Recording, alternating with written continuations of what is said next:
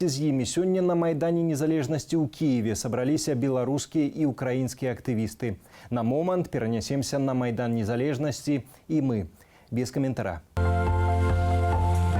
В Беларусі зараз відбуваються масові арешти активістів, політиків, опозиційних журналістів, блогерів. І тому сьогодні ми зібралися тут, щоб показати свою солідарність з тими людьми, які затримали в Білорусі. Мы видим то, что Лукашенко сейчас говорит и делает все, чтобы просто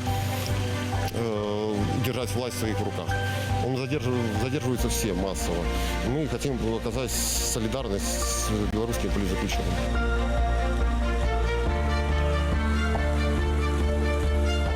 Мы сегодня в Украине маем уже такие подставы отчувать себя людьми свободными, больше-меньше. А белорусы, мне ще здається, тільки на цьому шляху до свободи. І я маю на увазі не тільки свободу там, політичну, а свободу некую таку внутрішню, особисту свободу.